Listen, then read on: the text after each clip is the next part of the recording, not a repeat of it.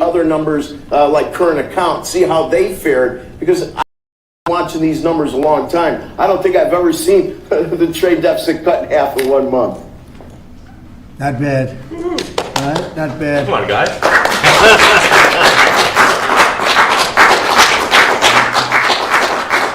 I see Howard and Scott are here, so it's great.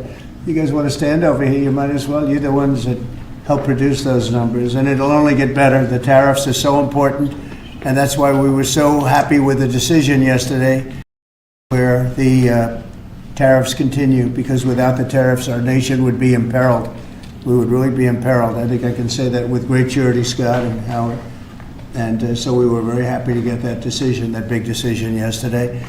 And today it's about a man named Elon, and he's one of the greatest business leaders and innovators the world has ever produced. He stepped forward to put his very great talents into the service of our nation, and we appreciate it.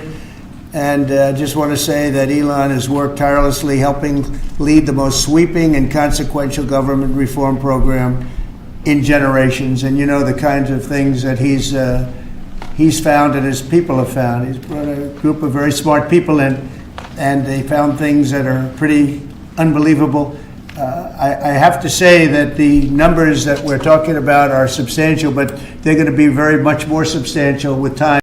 Many of the things that we're working on right now, we're going to have to remember Elon as we find them, but the numbers could double and triple because many things, we don't want to go out with them until we're sure, but we've found things that are unbelievably stupid and unbelievably bad. With the Department of Government Efficiency, Elon's delivered a colossal change in the old ways of doing business in Washington. DOGE has installed geniuses with an engineering mindset, unbelievably talented people in computers. I actually asked Elon one time, what's their primary thing? And they have a lot of primary things, all having to do with being smart. But he said the thing that they're really the best at is working with computers so that they can't be outsmarted by somebody that's not so honest, that happens to also be good with computers, but not as good as these people. But the mindset in the senior ranks of every federal department, and it's really changed.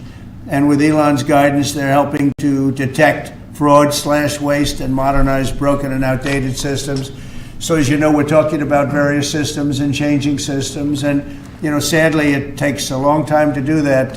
You'll change, let's say, a system at IRS and computerize it properly where the job can be done in 1/10 the time, but it takes sometimes years to rebuild those systems.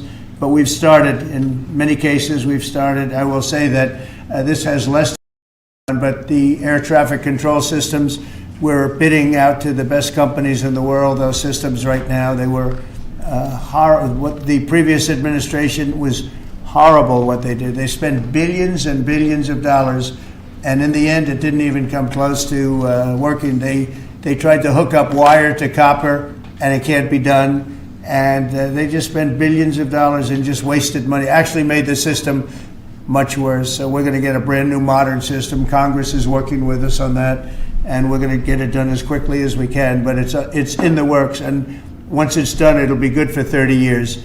But we have a system that's 48 years old and would have a modern computer hooked into a very outdated computer. And they don't hook up. I mean, they didn't hook up. So after spending billions of dollars, they turned on the system, and in never any cases, from local to countrywide, they never worked. 5,000 bureaucrats have voluntarily left their taxpayer-funded jobs to come out and really do the job. Countless wasteful and unnecessary contracts have been terminated, and you know that we have terminated many contracts, and many contracts, Elon, are right now being looked at. Yes. And it may be 6 months, it may be almost a year in some cases. We're going through procedures, we're going through courts, and we'll remember you as we announce billions of dollars of extra waste, fraud, and abuse. Just as an example, DOGE canceled $101 million for DEI contracts at the Department of Education, $101 million, and that was just a small section of the Department of Education. $59 million for illegal alien hotel rooms in New York City. The landlord never made the kind of money that he made in the last short period of time. $59 million to a hotel in New York City, $45 million for diversity, equity, and inclusion scholarships in Burma. In Burma, does anyone know about Burma? $42 million for social and behavioral change in Uganda. $40 million to improve the social and economic inclusion of sedentary migrants. I can say it's $2 billion to Stacey Abrams and her environmental movement. Dollars in the account, and all of a sudden they found $2 billion in the account. And I assume that's being looked at. I don't know. I'm not sure, but I assume that's being looked at. Think of that, $2 billion. And then Lee will tell you there's another one over there for $20 billion being spent on another environmental question. $20 billion, not 20 million, a lot, not 200,000, which is a lot. So think of it, in her case, you have $100, and now all of a sudden she gets hit with an infusion of $2 billion just before I take office.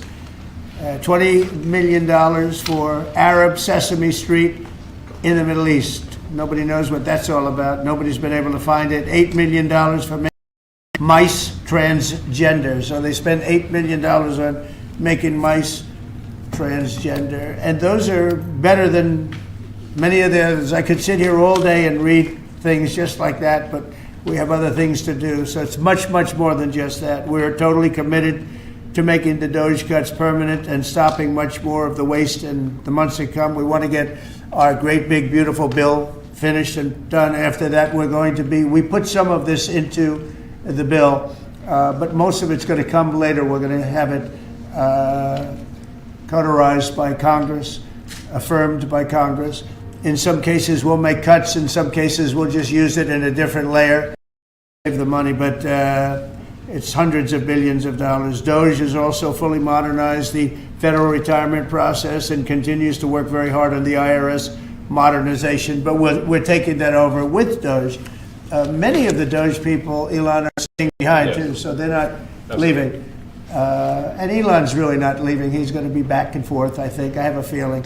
It's his baby, and I think he's going to be doing a lot of things. But Elon's service to America has been without comparison in modern history. He's already running one of the most innovative car companies in the world. You look at his factories and compare them with some of the old factories we have, and it's a big difference. And the most successful space company, and I guess in history you would have to say the largest free speech platform on the internet, etc. Yet Elon willingly, with all of the success, he willingly accepted the outrageous abuse and slander and lies and attacks because he does love our country. I know that very much. He loves our country. He comes from another country, a country that's going through trials and tribulations, I would say. But he's all about the USA, and Americans owe him a great gratitude. So I just want to thank Elon for his time as a special government employee. Can you imagine? They call him an employee, but it's a special government employee, and for coming and helping us. And he really has changed the mindset of a lot of people. A lot of people thought, maybe we'll cut 1% or 2% or 3%. Then they said, wow, we can cut a lot more than that. And we're going to do it very surgically. We're going to continue on the march. We're making America great again. When I was in Saudi Arabia, and we were in, as you know, three really great countries, predominantly the three. Qatar was great, UAE was great, Saudi Arabia, incredible. Such an incredible experience to be in those three countries.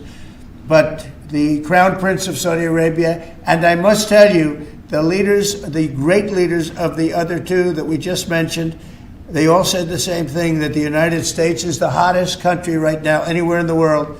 And 6 months ago, we thought it was dead. It was like a dead country. And it would have been a dead country if we didn't have the right result on November 5th. It would have been a horrible, horrible situation was going on with the borders, with transgender for everyone, men playing in women's sports, and so much more. But they were saying the hottest country anywhere in the world. And then I played that little clip because I was one person who's respected, or two people, because Joe was in that one too. Joe's a good man. But that was one group of people saying something about the success of what we've done over the last 4 months. They cannot believe it. In the one case, they've never seen anything like it as long as they've been doing what they've been doing. They've been doing it for a long time. So I want to thank Elon for helping. And again, you know, the United States right now is the hottest country anywhere in the world. There's no country, and we're doing really well. We came, when I left, we had no wars, we had no problems. We defeated ISIS, we rebuilt our military, and we had no inflation. And when I came back, we had a lot of inflation. We had wars all over the place. We had the embarrassment in Afghanistan where we gave up billions and billions of dollars of military equipment, the most embarrassing moment in the history of our country, I believe. I believe that strongly. We have Russia with Ukraine. We had the attack on Israel in October, the horrible attack, October 7th. Horrible, horrible attack. Nobody's ever seen anything like it. And now we have something where we're really healing a lot of that. We stopped India and Pakistan from fighting. I believe that could have turned out into a nuclear disaster. And I want to thank the leaders of India, the leaders of Pakistan, and I want to thank my people also. We talked trade. And we said we can't trade with people that are shooting at each other and potentially using nuclear weapons. And they're great leaders, and they understood, and they agreed.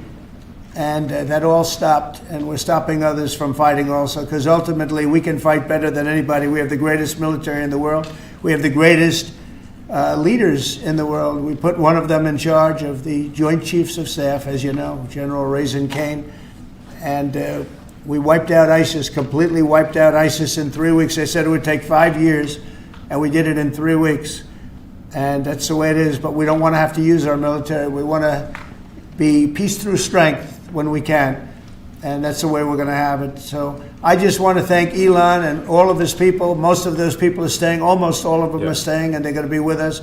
And you're going to see the results coming long into the future. Even a year and 2 years later, you're going to see a lot of the results, and those hundreds of billions of dollars are going to be adding up, and they're going to continue to add. It'll be interesting, really interesting to see what the final numbers are. Again, Elon gave an incredible service. Nobody like him, and he had to go through the slings and the arrows, which is a shame because he's an incredible patriot. The good news is that 90% of the country knows that, and they appreciate it, and they really appreciate what he did. And I gave him a little special something we have here. Thank you. A very special that I give to very special people.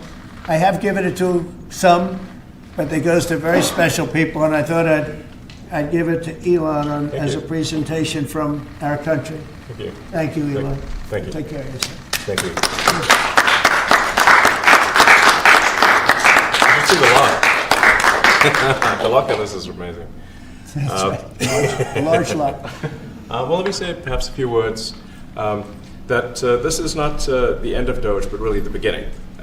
My time as a special government employee necessarily had to end. It was a limited time thing. It's 134 days, I believe, which ends in a few days. So that it comes with a time limit. But the DOGE team will only grow stronger over time. The DOGE influence will only grow stronger. I'd liken it to sort of Buddhism. It's like a way of life. So it is permeating throughout the government. And I'm confident that over time we'll see $1 trillion of savings and a reduction in $1 trillion of waste and fraud reduction. The calculations of the DOGE team thus far, in terms of an FY25 to FY26 delta, are over 160 billion, and that's climbing. We expect that number will probably go over 200 billion soon. So I think the DOGE team is doing an incredible job. They're going to continue doing an incredible job, and I'll continue to be visiting here and be a friend and advisor to the president. And I look forward to times being back in this amazing room. By the way, isn't this incredible? Look at this incredible. It's stunning. I think the way that the Oval Office, how the president has just completely redone the Oval Office. It's beautiful. I love the gold on the ceiling. Thank you. It's pretty nice. Yeah. That's been there a long time. That was plaster. Nobody ever really saw it. They didn't know the eagle was up there, and we highlighted. It's essentially it's a landmark, a great landmark, and that's 24 karat gold, and everybody loved it, and now they all see it when they come in. So it's been good. The Oval Office finally has the majesty that it deserves, thanks to the president. So I look forward to continuing to be a friend and advisor to the president, continuing to support the DOGE team, and we are relentlessly pursuing $8 trillion in waste and fraud reductions, which will benefit the American taxpayer. That's it, really. Thank you, Mr. President. Thank you. All right. Great job. Thank Thank you, President Trump. The president mentioned that you had to deal with all the slings and arrows during your time at DOGE. There's this. Well, some of the people, some of the media organizations in this room were the slingers.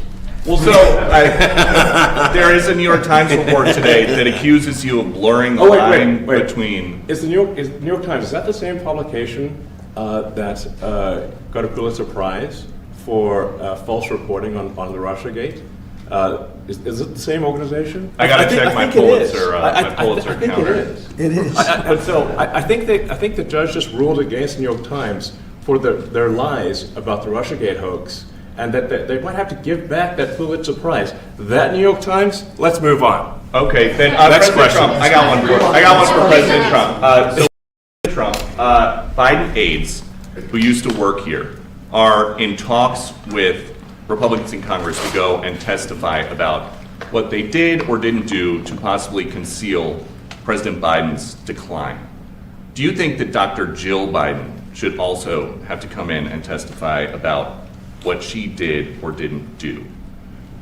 Well, I hate the concept of it. It's the wife of a man who was going through a lot of problems, and everybody that dealt with him understood that. And I guess it came out during the debate loud and clear. That was the biggest signal of all. They have to do what's right. The country was there was a lot of dishonesty in the election, as you know, 2020. That's been now caught. People understand it was a rigged election. And when you go further out, when you see the auto pen, I think the auto pen is going to become one of the great scandals of all time, because you have somebody operating it or a number of people operating. Because I knew Joe Biden. Joe Biden wasn't in favor of opening up borders, letting 21 million people into this from prisons and mental institutions and gang members. He wasn't into that at all. And who signed these orders, proclamations, and all of the different things that he signed that set our country so far back, that was so bad for our country? With the auto pen, how would it work? Like, we're in the Oval Office right now. If there was a group of rogue staffers who wanted to advance a bill or an executive order without your knowledge, how could they do it? How do they go It's very behind hard, a because president's I'd back? read your newspapers or your media the next day, and I'd say, well, that, and I would find it. They wouldn't get away with it for long, because I'd say, I never signed that. Who the hell signed that? Auto pens, to me, are used to sign letters to people, because we get, I think they said 20,000 letters a week, and you like to be able, when somebody takes the time to write a letter, it's nice to sort of write back. And auto pens are meant for that. Auto pens are not meant to sign major proclamations or tax cuts or borders, anything having to do with the border, which is so important. And if it happened on my watch, I would be able to see it, because the next day or sooner I'd be reading about something that I knew nothing about, and who the hell signed this? So I almost never use the auto pen. In fact, yesterday I was signing about 81, I think it was 81 proclamations and statements to people that I think should be signed by us. I think when you write letters to foreign dignitaries or presidents or prime ministers, you should be signing those letters, not done with auto pens. I understand he signed almost everything with an auto pen. It's a very dangerous thing. It really means you're not president. Whoever operated the auto pen, and we think we know who that is, and it was actually more than one person, but that's not what the presidency is all about. I hardly used to use it. Are you going to reinstate the tariffs on China? You said that they violated the agreement with the U.S. Well, they did. They violated a big part of the agreement we made. You know, if you read that whole statement, I was very nice to them. I helped them because they were in trouble with the stoppage of a massive amount of business. But I'm sure that I'll speak to President Xi and hopefully we'll work that out. But yeah, there's a violation of the agreement. Yeah, please. Mr. President, can you give us an update to the latest ceasefire agreement that Israel has agreed to, but Hamas is still considering? Well, they're very close to an agreement on Gaza, and we'll let you know about it during the day or maybe tomorrow, and we have a chance of that. And I think we have a chance of making a deal with Iran also. They don't want to be blown up. They would rather make a deal, and I think that could happen in the not-too-distant future. That would be a great thing if we could have a deal without bombs being dropped all over the Middle East. That would be a very good thing. They can't have a nuclear weapon. We want them to be safe. We want them to have a very, very successful nation. Let it be a great nation, but we can't have that. They cannot have a nuclear weapon. It's very simple. And I think we're fairly close to a deal with Iran. Mr. Musk, question for Elon. Yeah, please. You said just now that you look forward to being a friend and advisor to the president. So do you expect to continue advising the president and DOGE informally, or are you going to sort of shift your focus entirely to your companies? Well, I expect to continue to provide advice whenever the president would like advice. I hope so. I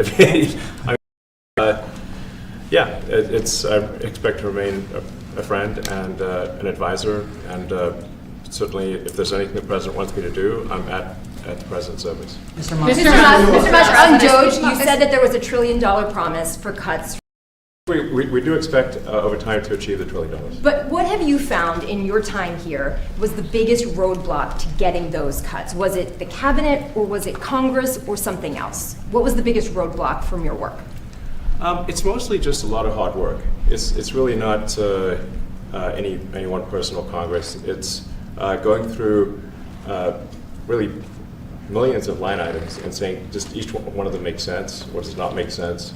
Obviously, at times when you cut expenses, those who are receiving the money, whether they're receiving that money legitimately or not, they do complain.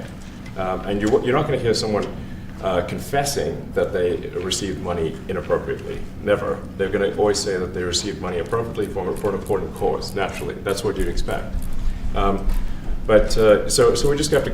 It's just a lot of work going through the vast expenses of the federal government and just really asking questions. What's this money for? Are you sure it's actually being used well? Many times we can't even find anyone who defends it.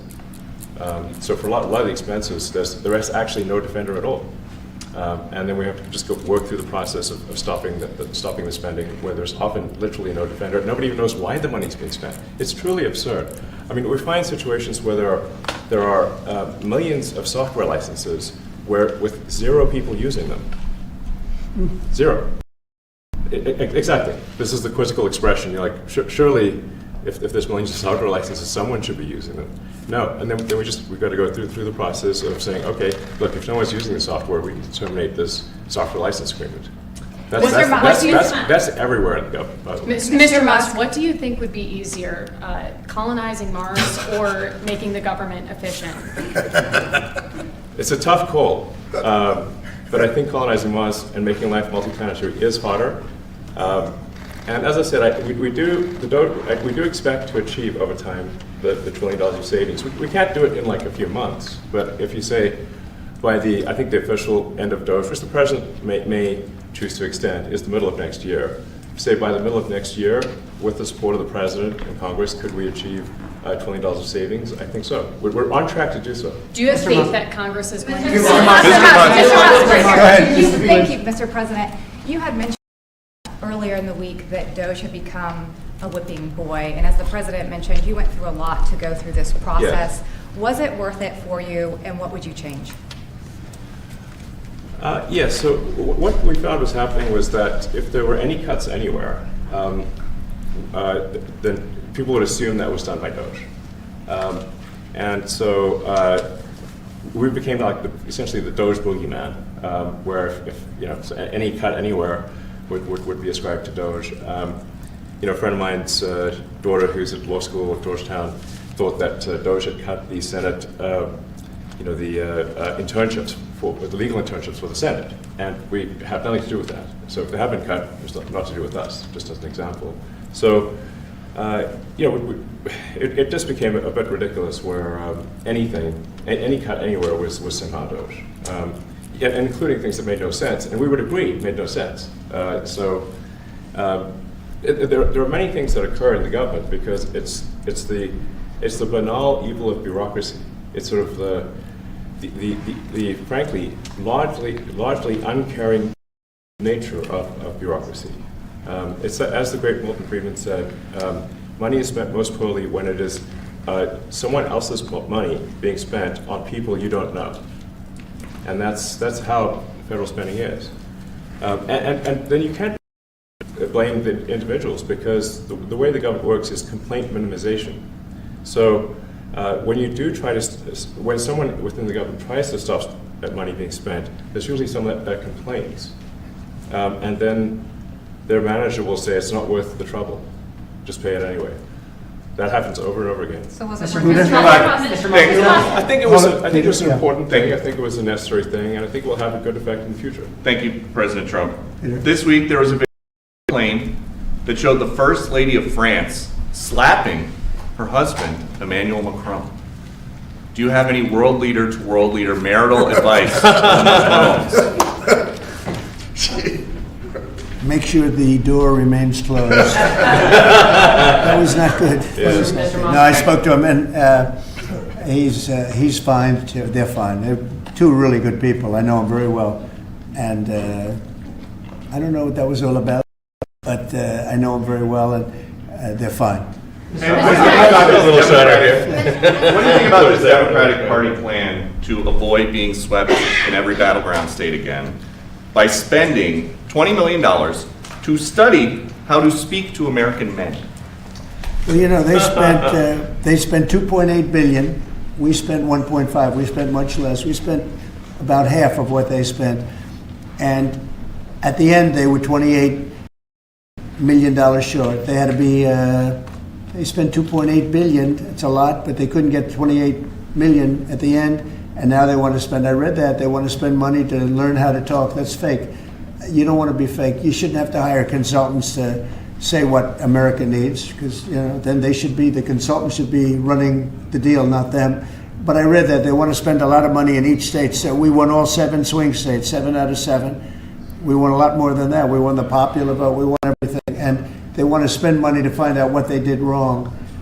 And I mean, I can tell you what they did wrong. I can tell you every one of their programs. When they say men playing in women's sports, I would say that's not a winner. When they say transgender for everybody, I think that's not a winner.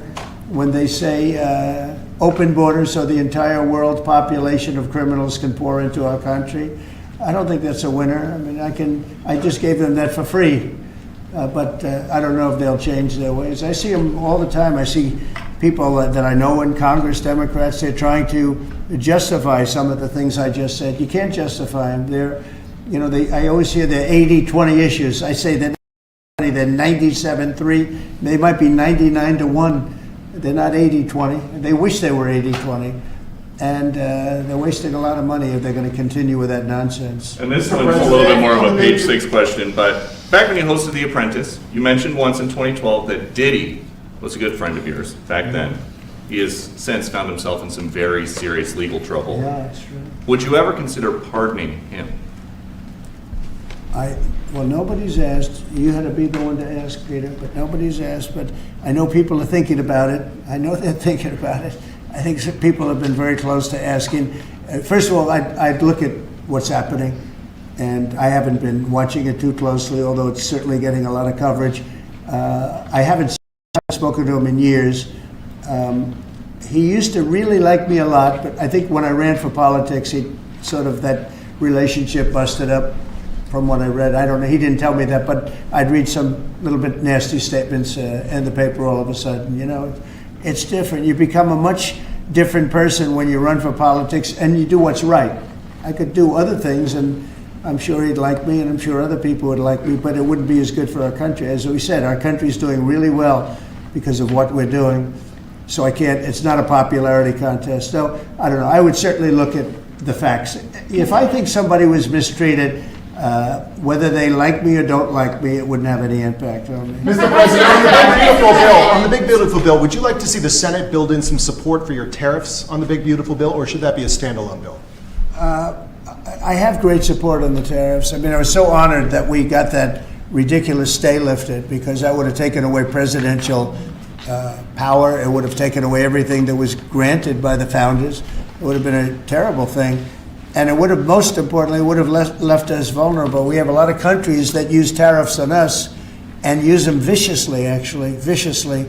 And if we didn't have the power to use tariffs on them, and instantly, not when you go back to Congress and try and get hundreds of people to agree on something, that would take months to get just one simple proclamation.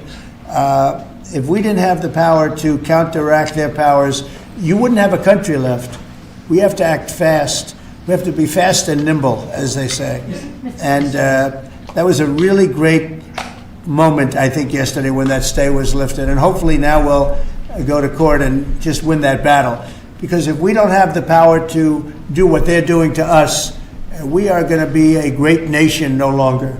Quickly, Mr. President, Elon Musk was once idolized by folks on the left in this country before joining your administration. Now he's considered a hero by conservatives. Why do you think this man, what he's done in American life, has been so politicized? Does it only have to do with you? His life has been amazing. I mean, I look at so many different things. I look at that rocket being, guided back into position. I've never seen that before. I thought it was a space movie. I thought it was a movie. You look at what he's done in terms of communication. It's been unbelievable. So many different, even tunnels going underground, not having to go through all the process. He's got a company that does that. He's got so many different companies. Starlink, as an example. He saved a lot of lives, probably hundreds of lives in North Carolina. I don't even know if you remember, but I called you. They needed Starlink in North Carolina. And I didn't know what the hell Starlink was. I said, what is it? Who owns it? He said, do you know Elon Musk? I said, yeah, I happen to know the gentleman. This was before his government stay. And they said, we really need it, because North Carolina became an island. People had no communication. They had no access to anything, and they were dying. And I called up Elon, and you can't get it because it's so successful. It's very hard to get. And he had so much of it brought over there, and they told me it was unbelievable. It saved a lot of lives. So, he's just done a lot of things. I don't think he gets credit for what he's done. But he's a very good person too. You know what? If he wasn't a good person, but he did the same things, I'd probably maybe speak differently. He happens to be a really good person who loves the country. Mr. President, on the one big, beautiful bill, you had indicated this week that there were some things you didn't like about what had passed in the House. What changes do you want to see the Senate make? And you had also indicated there were things you didn't like about the bill. What would you be suggesting he push senators to change in their version? Well, I'll tell you, I'll go first. It's an unbelievable bill. It cuts your deficits. It cuts, it's a huge cutting. But there's the things I'd like to see maybe cut a little bit more. I'd like to see a bigger cut in taxes. It's going to be the largest tax decrease or cut in the history of our country. I'd like to see it get down to an even lower number. I was shooting for a slightly lower number. I would have liked to have done that. But with all of that being said, when you look at the tax cut and the fact that the original tax cut, which made us so successful, we had the most successful 4 years in the history of our country, the economy, and this is going to be even better. And you see that by the reports that came out just yesterday or tonight. I guess they were released this morning at 8 o'clock. You see the kind of numbers where somebody that's a pro is like, whoa, I haven't seen numbers like this since I've been doing this. These are human emotions of professionals that have never seen numbers like, and we've just started. The bill is a great bill. It's going to be jiggered around a little bit. It's going to be negotiated with the Senate, with the House. But the end result is it extends the Trump tax cuts. If it doesn't get approved, you'll have a 68% tax increase. You're going to go up 68%. That's a number that nobody's ever heard of before. You'll have a massive tax increase. If it does get approved, you'll have a large tax cut, the largest we've ever had. When you add the past tax cuts that we got you, the Trump tax, they call them the Trump tax cuts. It's an amazing bill. It does amazing things. With all of that, it's going to be adjusted a little bit over the next coming weeks, and I think it's going to be passed. The Republicans want to pass it. With all of the great things it does, including an extension of debt, it's the extension. We have to extend the debt. If we don't extend debt, we're in default. Now, the Democrats might like our country to be in default, but in 250 years, we've never been in default. That was handed to them by a very well-meaning man that gave it to them because he thought it was the right thing to do. It could have been their problem before the election, but this man thought it was the right thing. He was well-meaning. I don't hold anything against him for that, but that was put on our plate when it should have been on the Democrats. September 28th, a famous date.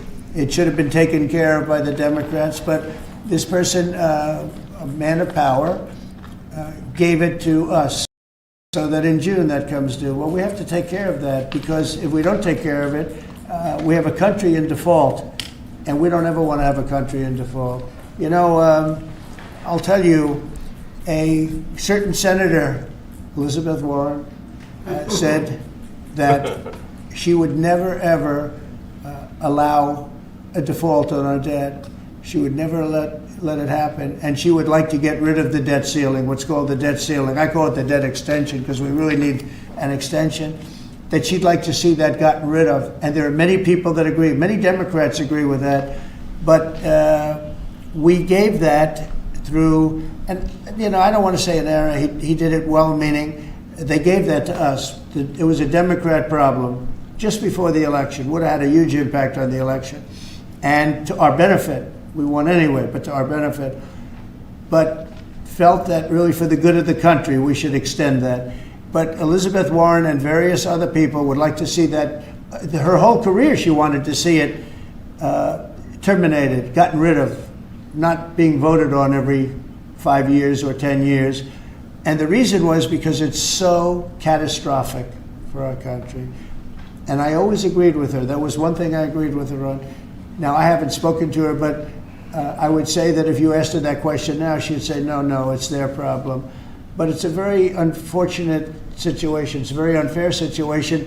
And she happened to be right on that. It should be gotten rid of, or it should simply be extended. But that's one of the things that gets taken care of in this bill.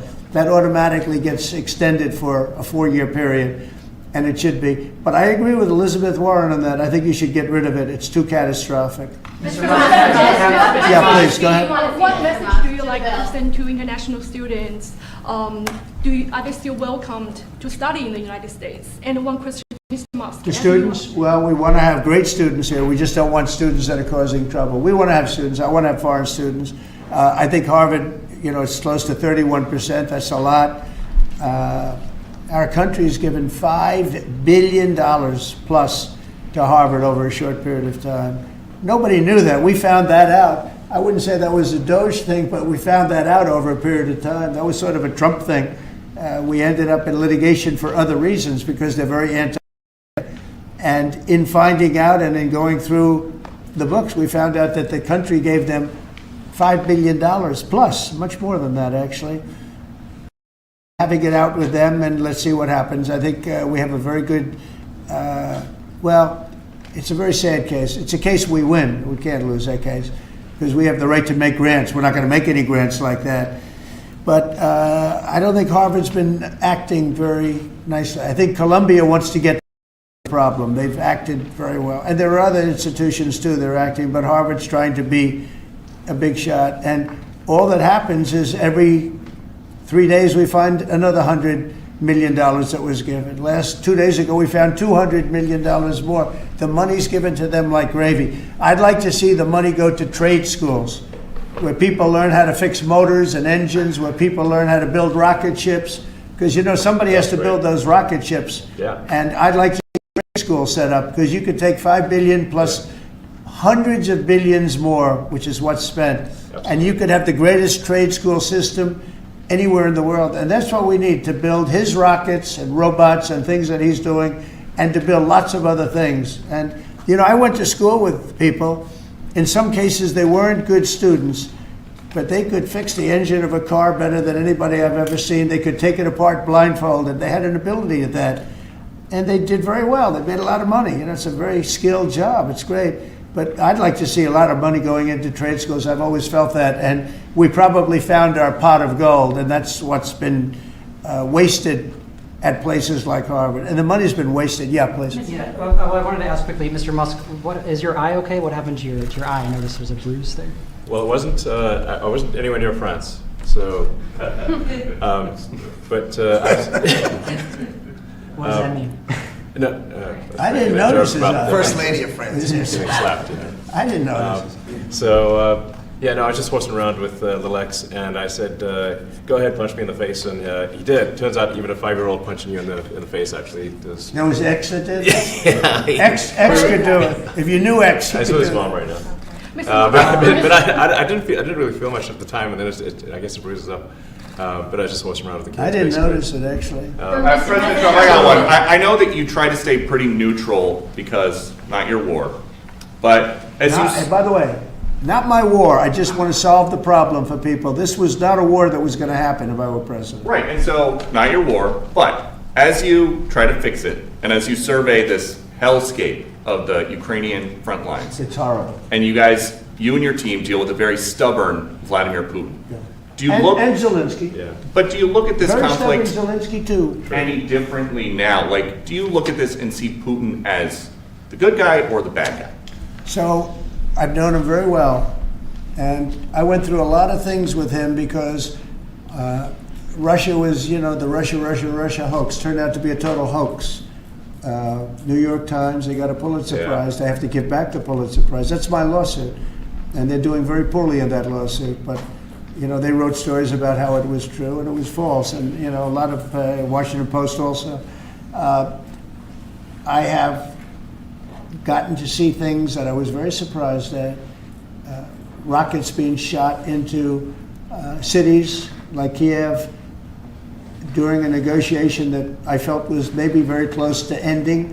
We were going to solve a problem, and then all of a sudden rockets got shot into a couple of cities and people died. I saw things that I was surprised at. And I don't like being surprised. So I'm very disappointed in that way. With that being said, I'd like to see it end. 5,000 people, I think the number's even more than that, but 5,000 people a week are being killed. Mostly soldiers, but also people that live in little cities and towns throughout Ukraine. And I'd like to see that stop. And I asked Caroline this yesterday, but I want to ask you directly. So many of the things that you're trying to do are held up in court right now. If the courts are going to have so much influence over you, do you wish you would have just become a judge instead? Yeah, well, look, it wasn't meant to be that way. If you look at the founders, the president had certain powers, and you have your three groups, and they all had supposed to be pretty equal powers. But you can't have a judge in Boston running foreign policy in places all over the country because he's got a liberal bent or he's a radical left person. That's what the branch is for, and you have checks and balances. But we had millions of people pour into our country, many criminals poured into our country, murderers, mental institutions from all over the world being emptied out into our country. And if we don't get them out and get them out quickly, could lose your country very easily. This is a bad, that anybody would allow this to happen to our country. With all of the things, we took over inflation, we took over some wars, we took over a lot of problems that didn't exist when I was president. None of it existed. We wiped out ISIS. Other than that, we had no wars. Putin was never going to hit Ukraine. Israel would have never been attacked. That attack, as you know, Iran had no money. They didn't have money for Hamas. They didn't have money for Hezbollah. They had no money whatsoever. That wasn't going to happen. All of these things that happened weren't going to happen. You wouldn't have had inflation. So it's very sad when I came back. But the thing that is the hardest is that they allowed 21 million people into our country, and many of those people are stone cold criminals. They moved their criminal population into the United States, and of all the things that are bad, I solved inflation, I believe, already. I got the fuel prices down. The fuel prices came down. That's one of the reasons. They screwed up the energy. They screwed up the cost of gasoline and oil and gas. And you had tremendous inflation, the greatest inflation probably in the history of our country under Biden. And when people said, oh, but the economy was, no, the economy was terrible for the people because they couldn't afford the energy. And the energy brought everything else up. Energy is the big deal. But with all of that, we solved that already. In 4 months, we solved it. $1.99, $1.98 gasoline. First time people have seen that in a long time since my term. But the hardest thing to solve is millions of people pouring into our country, many of whom are criminals. Because remember, these countries are smart. Their leaders are very street smart. They're sending the people that they don't want. They don't want the people that are there, that are law-abiding, that are productive, that are working hard. They want people that are in jails. We have them. They allow them to come in. And I always look to the other side, like, why would somebody do something? You know, in business, I try and study, why would they want to do this? Why would they want to sell it? Why would they want to buy it? One thing I can't figure out is, what would an administration, what were they thinking when they allowed millions of people from prisons all over the world, not just from South America, Venezuela, all over the world, from the Congo in Africa, hundreds of people, thousands of people from the Congo, rough prisoners, from Europe, rough parts of Europe. Why would they allow them to come into our country? Why would they do that? It's the one thing to figure out.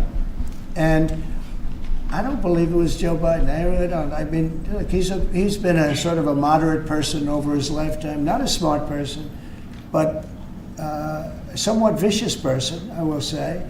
If you feel sorry for him, don't feel so sorry because he's vicious. What he did with his political opponent and all of the people that he hurt a lot of people, Biden. And so I really don't feel sorry for him, but he wasn't a person that would allow murderers to come into our country. He wasn't a person that was in favor of transgender for anybody that wanted it, take kids out of families, et cetera, et cetera. So I just don't understand why a thing like this, how a thing like this could have been allowed to happen. Very sad. It's very sad for our country. I think the fundamental moral flaw of the left is empathy for the criminals, not empathy for the victims. Empathy for the criminals, but not empathy for the victims. And there's been way too much of that. That needs to stop. To the president's point, there's been immense judicial overreach that is unconstitutional. That was never intended. And it's undermining the people's faith in the legal system. It needs to stop. It's gone too far.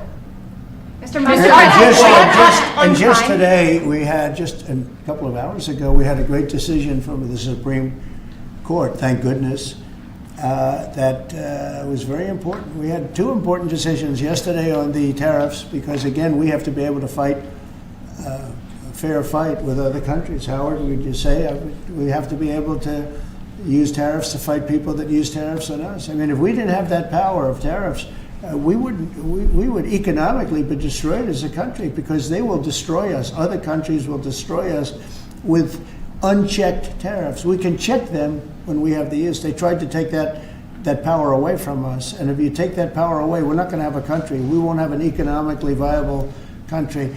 But it's very important on immigration that we be able to get people out without having to go through a long court case. I mean, it was up to some of these judges. Every single one of these millions of people, criminals, prisoners that were let go from jails because they save a fortune when they do. They brought them into the United States. You know what they're saving? The money they're saving? But some of murders, it's very important that we're able to get those people out of here fast, bring them back to their country where they belong. And those countries take them, because if they don't take them, they have to go through the wrath of the United States, and they take them. But we have judges that don't. And it's a terrible thing. That's going through the court system right now, that whole situation. But when ICE and with Border Patrol, they've done an incredible job. When they do this incredible job and they capture 100 killers and drug dealers, and we can't keep them for years here as we go through trials. We have to get them out rapidly, and we know who they are. we know who they are, and we're very careful about who they are, but we have to get them out rapidly, or again, we're not going to have a country, okay? Maybe one or two more. Go ahead. Are you concerned that tariff may also affect companies like Tesla, which has parts manufactured abroad? And this is also to you, Mr. Musk. Well, he's going to end up building his whole car here. I mean, I thought he built his whole car. Pretty much he does. He's got incredible factories, and like I looked at one in Texas. It's unbelievable. No, all of the manufacturers will build their parts here too. I mean, it used to bother me. They make a part in Mexico, a part in Europe, and it's sent all over the place, and nobody knew what the hell was happening. I think it's ridiculous. You build a car, make it in America, and I gave them a little leeway on that. Gave them some leeway. But over the next year, they've got to have the whole thing built in America. That's what we want. We want America to buy American-built cars. Thank you very much, everybody. Thanks, guys. Thanks, guys. Thank you, guys. How was your meeting with Jerome Powell? Thanks, guys. Good meeting. Thank you, guys. It was a good meeting. Are you considering? Thanks, guys. Keep going, keep going, keep going. Thank you. Thanks, guys. Let's go straight out here. Thank you. Thanks, guys. We can come back for the chorus. Ray, you want me to take the